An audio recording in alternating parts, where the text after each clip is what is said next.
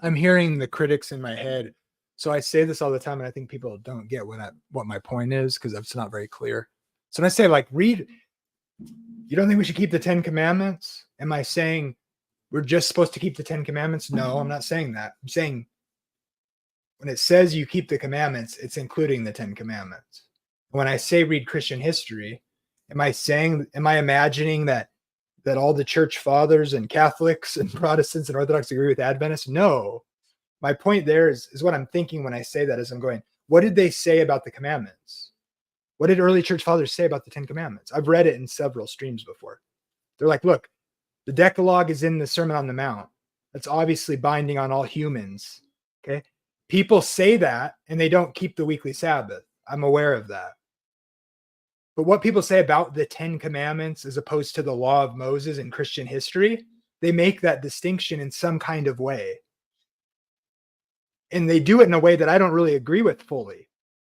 But is what they all have in common is that the 10 Commandments aren't done away with. The Decalogue is not done away with because of what the New Testament text says.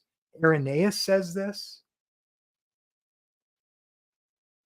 like very clearly, and other church fathers, early church fathers, which indicates that in no way do they think. So look, the idea that, oh, well, we're not under the law of Moses, therefore don't obey the 10 Commandments is a modern free grace concept that doesn't really exist except for in fringe groups here and there, really. But in Orthodoxy, I mean, they'll be like, no, the 10 Commandments are done away with, and then they'll make some weird excuse about the Sabbath being different. And there's various different ways that people do this. But the principle, like what is sin? Is breaking the 10 Commandments sin?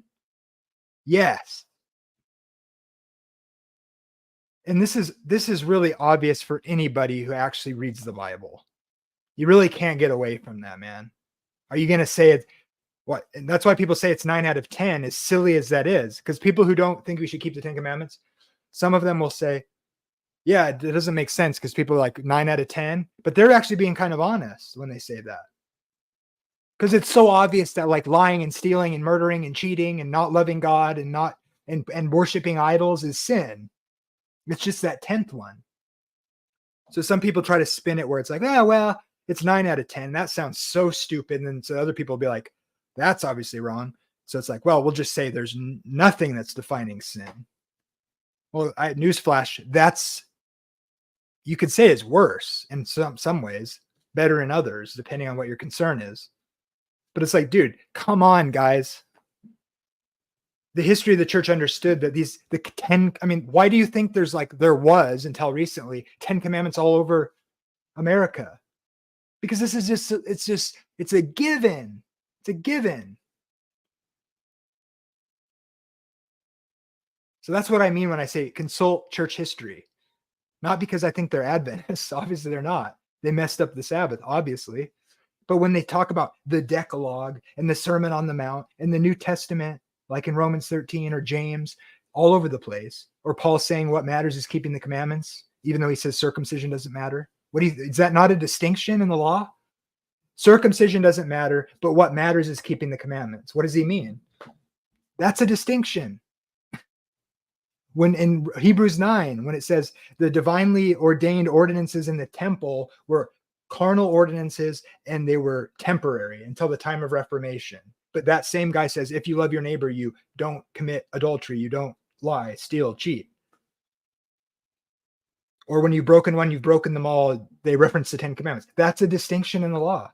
The New Testament teaches you don't have to be circumcised to be saved, but you're supposed to keep the commandments.